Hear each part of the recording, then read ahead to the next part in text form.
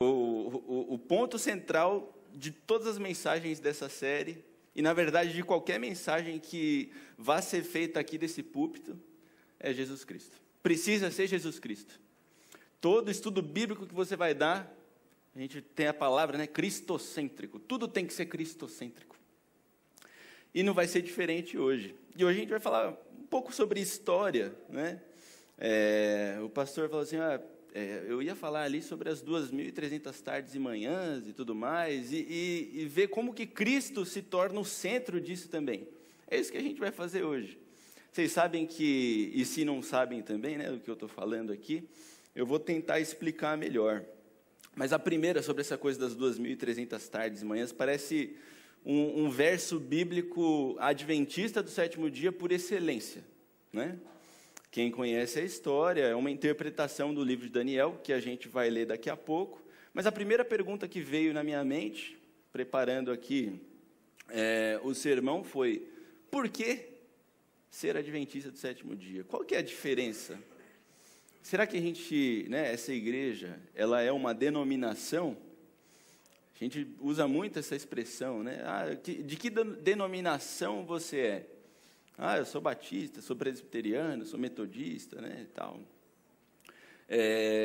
Só que a primeira conclusão que eu tenho ao olhar aqui a nossa história é que mais do que só mais uma denominação, a Igreja Adventista do Sétimo Dia, ela se forma, o embrião da Igreja Adventista, ela aparece, ela surge como um movimento profético. Um movimento que ficou, então, encarregado, se tudo que a gente falar aqui hoje, né, fizer sentido e faz sentido, nós ficamos encarregados, então, de levar o convite final, que é o título que eu decidi aqui dar, né? Sobre esse cargo, né, sobre essa responsabilidade do convite final, sobre o que a gente vai falar daqui a pouco, eu fico também pensando, às vezes a gente é levado a pensar também sobre as nossas formas de culto, as nossas formas de religião. Não sei se você já parou para pensar, em toda a liturgia, né, a gente canta, e aí diz que prepara o espírito no culto para receber a mensagem, e na hora de orar, a gente ajoelha para orar, baixa a cabeça. Será que sempre foi assim? Será que a mensagem sempre foi essa? Me pergunto muito isso, e isso me interessa bastante. E, na verdade, é uma coisa muito importante para a fé adventista também. Nem sempre o povo de Deus na terra foi chamado para falar sobre a mensagem que a gente foi chamado para falar. Eu trago alguns exemplos, porque são muitas vozes que precisaram defender coisas que para nós hoje são muito básicas. A gente vive no Brasil, é um bom exemplo, né? A gente vive no Brasil, um país onde, se você perguntar para, sei lá, 10 pessoas na rua, qual é a sua religião? Você acredita em Jesus Cristo? Dificilmente você vai achar alguém que fala, não, Jesus não significa nada para mim. Só que houve uma época, lá no século II, por exemplo, em que as pessoas precisavam explicar o que era Jesus Cristo. Porque era uma coisa assim, o ministério de Cristo, a pessoa de Cristo era inconcebível. Sabe inconcebível? Uma coisa que não cabia na cabeça das pessoas. E aí a gente teve alguns heróis, que a gente às vezes esquece, e até em tom de recomendação, é claro, como eu estou dizendo, a religião deles eles não eram adventistas do sétimo dia, mas a fé e a revelação são degraus, quando se trata de povo de Deus. Então, os primeiros degraus ali foram explicar que Jesus Cristo era Deus, defender essa verdade. Né? Era uma verdade que os apóstolos ali se esmeravam, né, se esforçavam para explicar. A gente lembra lá do livro de Atos, por exemplo, a gente está lendo no pequeno grupo de terça-feira, e a gente viu Estevão sendo morto, e ele fala, judeus, meus irmãos, esse Jesus é o Messias. E hoje, aqui no nosso contexto, falar que Jesus é o Messias é o quê? Já é uma coisa que, né, Jesus ele aparece, né, a figura, a representação de Jesus aparece pendurada na cruz em tudo que é estabelecimento público. já é uma verdade que foi ali estabelecida com o esforço de muita gente lá atrás. E aí, enfim, aos exemplos, né? No século II, Justino, ele fez uma apologia. E aí, ali a preocupação de Justino era se defender, ou defender a igreja da acusação de ateísmo, porque a religião dominante era o cristianismo? Não. Então, os cristãos, eles eram ateus aos deuses, ao panteão romano. E aí ele diz, mas isso não é crime, a gente adora ao grande Deus. Aí depois, por exemplo, também teve o Orígenes, esse eu acho que até tem em casa, o Contra Celsi, ele defende, né, nessa obra, a fé cristã explicando a substância de Cristo, coisa que a gente hoje, se a gente ler, a gente não vai entender o porquê, não faz mais sentido. Ou faz sentido, mas já não é uma coisa para a qual a gente precisa construir pontes para explicar no nosso contexto o que significa. Também teve Irineu de Lyon, que é contra os hereges, e aí ele, dentro do cristianismo daquela época, ele vai falar contra o gnosticismo, que era uma mistura, uma combinação e era uma religião dentro do cristianismo, que vai combinar filosofia, misticismo, e eu não estou colocando juízo de valor na palavra misticismo, era uma corrente da época, certo? E ele, cristão, ele vai lá e precisa defender isso. E aí eu me pergunto, então eu volto para essa pergunta de novo, né? E nós? Hoje, a grande mensagem, a mensagem para a qual foi levantada a Igreja Adventista do Sétimo Dia, para além de todas essas coisas que a gente trata de básicas, a Trindade, né? Jesus é Deus, Jesus morreu e ressuscitou, o batismo, são verdades que parecem até batidas, né? É uma coisa que já se acoplou dentro, de alguma forma, da nossa cultura, sobretudo nossa cultura ocidental, né? E todos esses homens, eles foram defendendo, né, vorazmente, perdendo a vida, perdendo prestígio, porque era necessário, no campo filosófico, defender ali a fé cristã, explicar, colocar em algum lugar, na cabecinha daquelas pessoas dos primeiros séculos, né, depois de Cristo, o que significava Jesus Cristo, o que significava um homem pobre, um judeu, na periferia do mundo, morrer e ser considerado Deus, e ter ressuscitado. Era uma coisa muito difícil para as pessoas entenderem ainda. Só que depois desses grandes escritores que, obviamente, têm diversas falhas e incongruências com a palavra de Deus, eu repito, né, eles não eram adventistas do sétimo dia, eles não faziam, a religião deles não era a nossa religião, mas aí a religião começa cada vez mais a partir para o lado político. E aí a gente vai lá para o primeiro texto de hoje, que é Romanos, capítulo 1, versos 16 e 17. Essa ainda não é a época. Você está com a sua Bíblia aí? Abre aí comigo. Romanos capítulo 1, versos 16 e 17. Como eu ia dizendo, então, muitas pessoas foram defendendo a palavra de Deus e o ensino apostólico, né, o que os apóstolos tinham ensinado, nos primeiros anos depois que Jesus ressuscitou e voltou aos céus e tal. Só que chega um momento em que tudo começa a ficar aparelhado. E agora a política, ela toma conta da religião, já não tem mais... É tudo junto. Agora, o que a igreja fala, e se ela falar as coisas mais absurdas para você, é lei civil também. Não tinha essa separação, certo? E as coisas começam a escalar para um sistema maligno completo. Isso quer dizer que em todo esse tempo não havia homens de Deus, mulheres de Deus? Não. Mas que eles praticamente tornaram a verdade inacessível, isso é. Só que aí no século XVI, agora eu já estava falando aqui de até 300 depois de Cristo. Agora a gente já pula mais de 1000 anos e vai para 1517, certo? E aí a gente lê o seguinte: pois não me envergonho, isso é Romanos capítulo 1, versos 16 e 17. Pois não me envergonho do evangelho, porque é o poder de Deus para a salvação de todo aquele que crê, primeiro do judeu e também do grego. Por que primeiro do judeu? Porque a revelação especial que a gente chama, que é a palavra de Deus, é a Bíblia, ela é dada para quem? Ou ela é confiada a que povo? Tinha tantos povos no mundo, né? E tem um povo que foi escolhido, que é o povo israelita, o povo de Israel, certo? Os filhos de Israel, os filhos de Jacó. E agora a gente vai para o 17, né? Visto que a justiça de Deus se revela no evangelho de fé em fé, como está escrito: o justo viverá por fé. Tem até uma música que fala assim: mais à luz de velas um homem lê que o justo viverá pela fé. Se eu estou falando do século XVI e desse versículo, eu estou falando de Martinho Lutero, por exemplo, um movimento que começou a desatar essas ligaduras, essas prisões da tradição.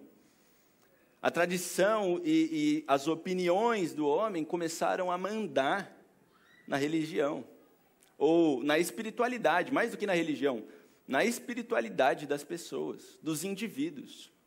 Eles começaram a usurpar o que as pessoas poderiam pensar com Deus e experienciar com Deus, e colocaram tudo dentro de caixinhas de leis humanas e de opiniões humanas, e de conveniências legais, conveniências de tribunal mesmo. Se você pensa diferente, então você morre, né? Martinho Lutero, com certeza, muita gente quis matar ele. Martinho Lutero e tantos outros reformadores, né? A gente chama isso, é o período da reforma. E aí no século XX tem até os 5 solas. Você já ouviu falar nisso? Sola é somente, em latim, né? E aí tem lá sola fide, sola scriptura, solus Christus, sola gratia e soli Deo gloria. Ou seja, só a fé, só a escritura, só Cristo, só a graça e a glória somente a Deus. Por quê? Porque tinha lá o caminho para o céu, e as pessoas queriam ser o pedágio, certo? E um pedágio que, assim, cobrava muito caro, cobrava o seu dinheiro, cobrava a sua vida, cobrava os seus pensamentos, cobrava o seu livre-arbítrio que Deus te deu, e a coisa foi ficando complicada. E aí, então, esse primeiro momento de protesto, né, a igreja protestante, reforma e tal, nesse primeiro momento, lá na Europa, muita gente começou a pensar diferente. E aí, mais um degrau para a gente chegar onde a gente está. Mas ainda a pergunta fica, né? E a igreja adventista? Em que momento, né? Não seria, assim, mais fácil terminar aqui? Bom, tem a igreja luterana, tem a igreja presbiteriana, que o grande bastião ali da fé presbiteriana é Calvino, eles são calvinistas, né, na maioria. E a gente fica nessa, né? Eu quando pequeno, eu ficava, nossa, mas eu sou adventista. Eu tinha orgulho, né, de falar, não, eu sou adventista, e você?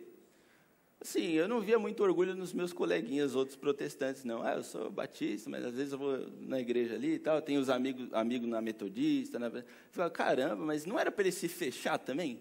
Não era para ele ter lá só o cantinho dele e falar das coisas dele? Essa era a minha cabecinha. E eu tenho a sensação de que, às vezes, a gente se esquece que foi, talvez, principalmente para essas pessoas, para esse povo, que Deus levantou esse movimento profético, não mais uma denominação. Porque a Igreja Adventista do Sétimo Dia não é mais uma denominação, é um movimento de convite. É um movimento de convite. Quando fala em igreja verdadeira, a gente está extremamente errado em pensar que, sou da igreja verdadeira, então agora eu vou para o céu e os outros, se não pensam igual eu, já era. certo? E não é bem assim. Na verdade, se você pensa assim, você não entendeu que a gente precisa convidar. A gente precisa ecoar o convite de Deus. E eu preciso ainda chegar nas 2.300 tardes manhãs, tenho menos de 20 minutos. Então vamos lá. Outro homem, à luz de velas, talvez, chega em Daniel capítulo 8, versículo 14. Daniel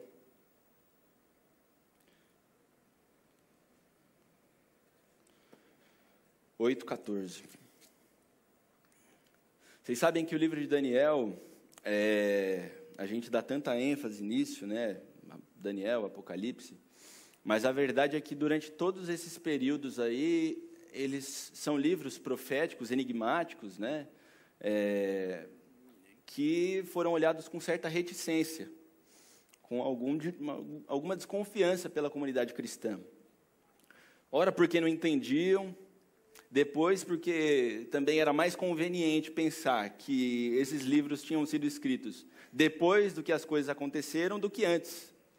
Porque se é verdade que Daniel foi escrito antes das coisas acontecerem, meu amigo, tem muita coisa aqui. Porque é milimétrico. A precisão é milimétrica das profecias. Se você não sabe, Daniel é um livro profético e ele faz profecias para o seu próprio tempo, faz profecias para um tempo que não era tão distante e profecias para um tempo que o anjo vira para Daniel e fala assim, agora fecha aí porque já está demais para sua cabecinha já. Tem um texto muito interessante, na verdade muito importante, Deuteronômio 29:29. Eu vou de cabeça aqui porque eu não coloquei na programação.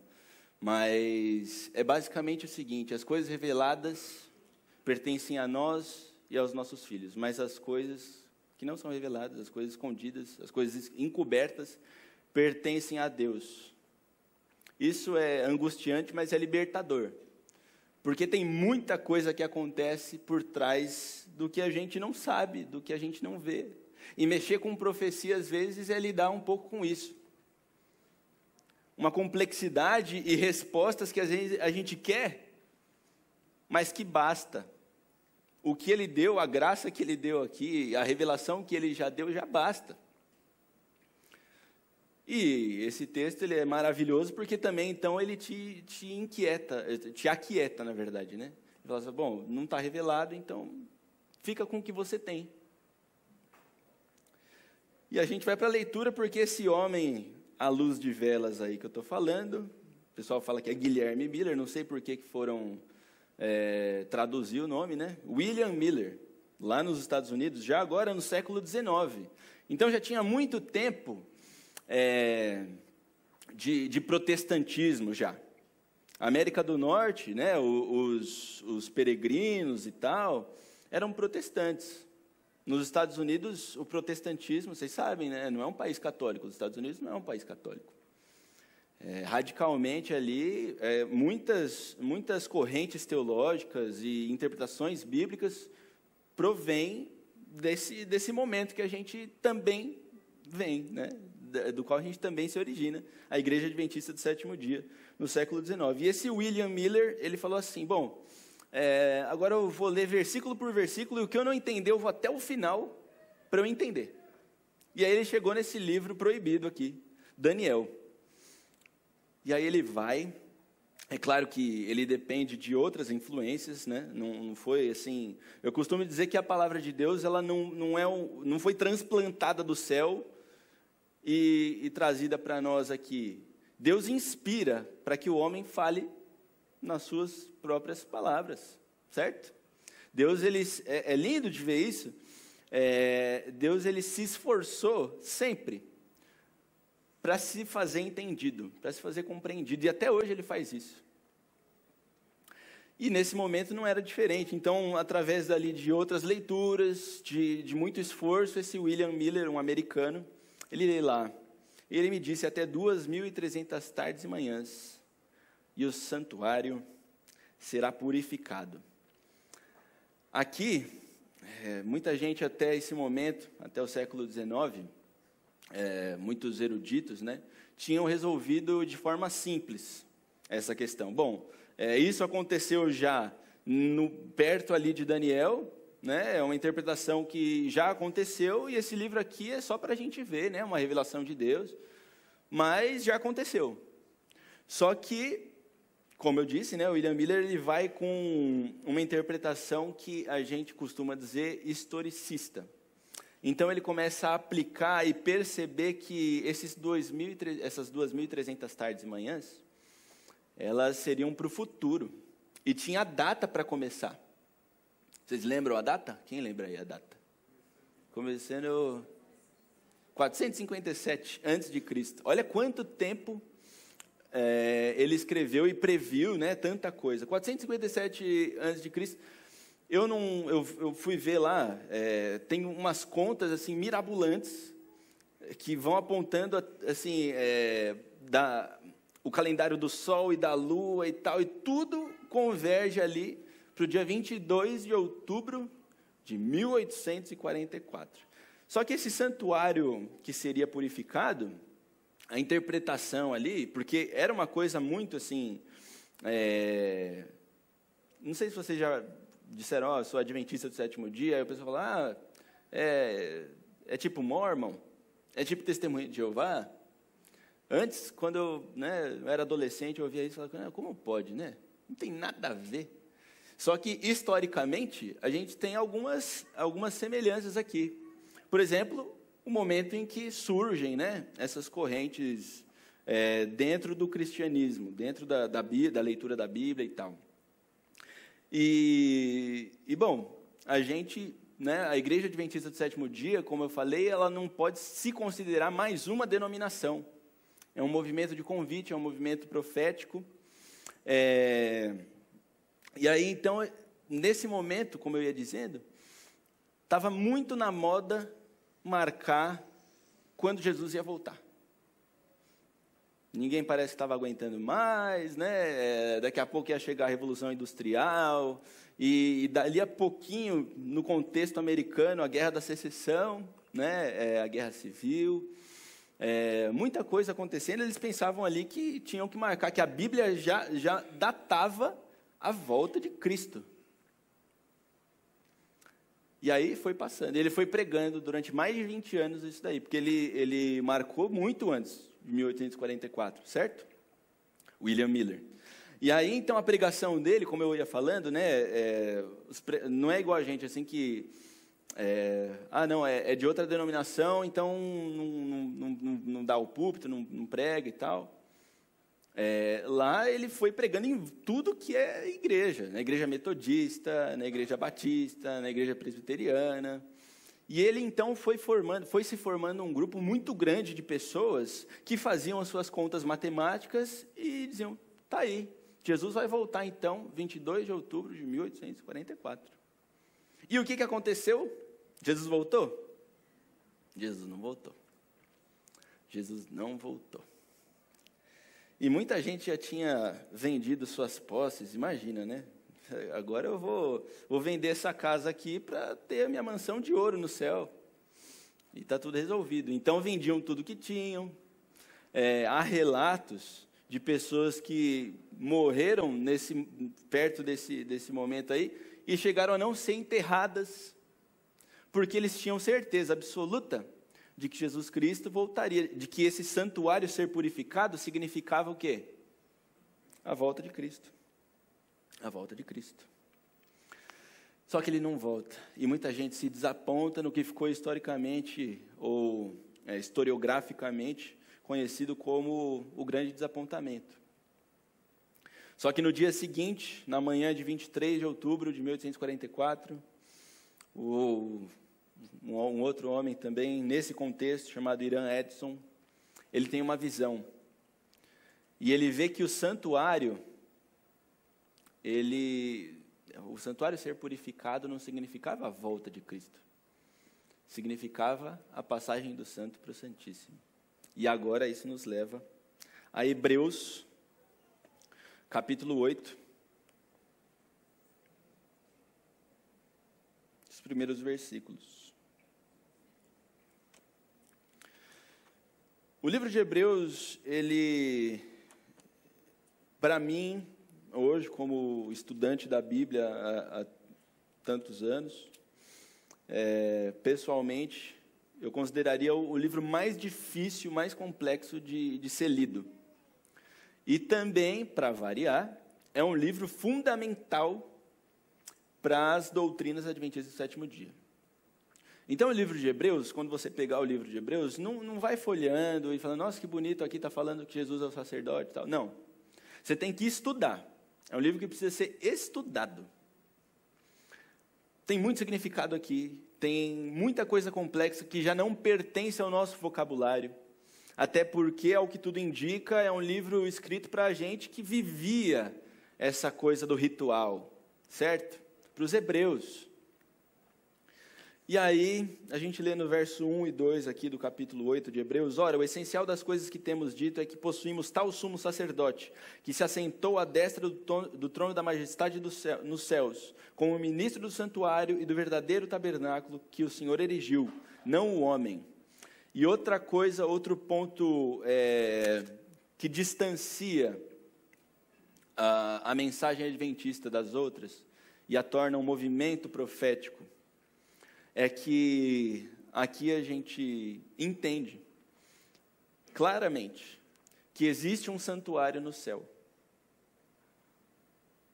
Que o que foi construído aqui era só um tipo, uma réplica humana do que existe no céu. E de que o ministério de Jesus Cristo no santuário, antes da sua volta, precisaria passar pelos compartimentos.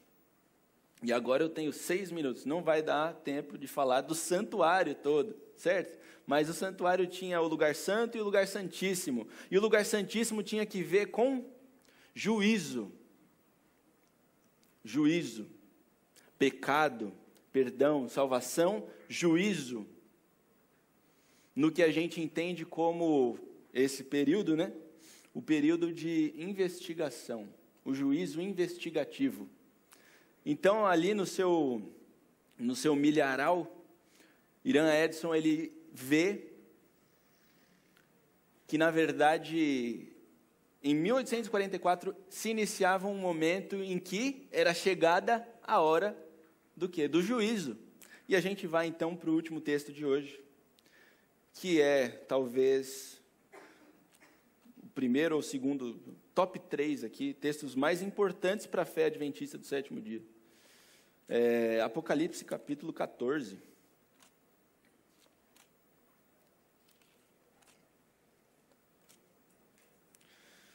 Versos 6 e 7 a gente pode ler, porque aqui a gente passa a entender que, então, se tudo isso é real, se toda essa matemática profética e exata da Bíblia, encontrada nos livros de Daniel, também de Apocalipse, que a gente pouco mencionou aqui hoje, são reais, então quer dizer que a gente está na iminência da volta de Cristo. E eu estava falando sobre as coisas que foram pregadas, da necessidade das pessoas entenderem Jesus como Deus, e da Trindade, e da pessoa do Espírito Santo e tudo mais. E hoje, qual que é a verdadeira mensagem bíblica mais urgente? É o juízo final, é a volta de Jesus Cristo. Você foi chamado para convidar as pessoas a refletirem e agirem como se Jesus Cristo fosse voltar no dia de amanhã. É urgente, é iminente. E talvez esse seja o principal distintivo da teologia adventista do sétimo dia, a iminência da volta de Jesus Cristo. Você reflete sobre isso? O ponto central é a cruz. Mas esse Cristo que morreu na cruz, ele prometeu voltar. E nós hoje somos chamados para avisar que ele está prestes a voltar. E é muito duro pensar profundamente nisso, certo? Como tem andado a sua vida? Como tem andado a sua missão? A sua relação com o envio que Deus fez de você para as pessoas que estão à sua volta? Como a gente anuncia a iminente volta de Jesus Cristo? E aí é essa primeira voz do anjo, né? Anjo, eu estava falando ontem, a gente ficou até de madrugada na casa do Dom e da Dai, conversando. E a gente estava falando de coisas assim que eu até terminou a conversa e falei, bom, tem Deuteronômio 29 mesmo, né? Porque se ficar pensando muito, a gente fica doido. Mas e quando foi que Lúcifer caiu? E quando foi? E quanto tempo levou para ele se rebelar? São coisas que não tem como, certo? E esse anjo aqui, anjo nada mais é do que mensageiro, são criaturas, são seres que Deus criou. A palavra anjo está traduzida aqui anjo, mas podia ser mensageiro. No original está falando só o mensageiro, né? Então o mensageiro, vi outro mensageiro voando pelo meio do céu, tendo o evangelho eterno para pregar aos que se assentam sobre a terra, e a cada nação e tribo e língua e povo, dizendo o quê? Temei a Deus e dai-lhe glória, pois é chegada a hora do seu juízo. E adorai aquele que fez o céu e a terra e o mar e as fontes das águas. E aí eu pergunto de novo, por que você é adventista do sétimo dia? Por causa do sábado, por exemplo? Está no nosso nome, né? Adventista do sétimo dia. Por que do sétimo dia? Se você guarda o sétimo dia, se você guarda o sábado, primeiro, para ser salvo, já tem alguma dificuldade, algum equívoco de interpretação aí. As profecias, elas falam muito sobre adoração. E se você guarda o sábado sem pensar em adoração, o sábado é dia de adoração, é dia de lembrar do Criador. A adoração está ligada com criação. E no sétimo dia ele descansa. Certo? Você vê que tudo vai convergindo aqui, as nossas doutrinas distintivas, o sétimo dia e a criação, tudo convergindo para as últimas horas, ou para a ideia das últimas horas desse mundo que a gente vive. É chegada a hora do juízo, porque antes do sétimo dia tem essa coisa do adventista. O que é adventista? Aquele que aguarda a vinda, a volta. Então, nessa manhã, e lembrando do ponto focal, esse Cristo que morreu na cruz, e que sangrou e que foi humilhado, a cruz, eu sempre digo também, a cruz é uma coisa que a gente precisa pensar todo dia sobre a cruz, é duro. A religião cristã, ela fala de muita violência, muita violência. O próprio Deus dessa religião cristã, ele morreu na cruz de uma forma extremamente violenta. E ele também falou, anunciem, porque eu vou voltar. Vou preparar lugar, ele foi preparar lugar. E agora é a nossa vez de anunciar. De com os nossos atos de adoração, com a nossa vida, lembrar as pessoas que estão à nossa volta, de que é chegada a hora do juízo, e que ele logo vem. Amém?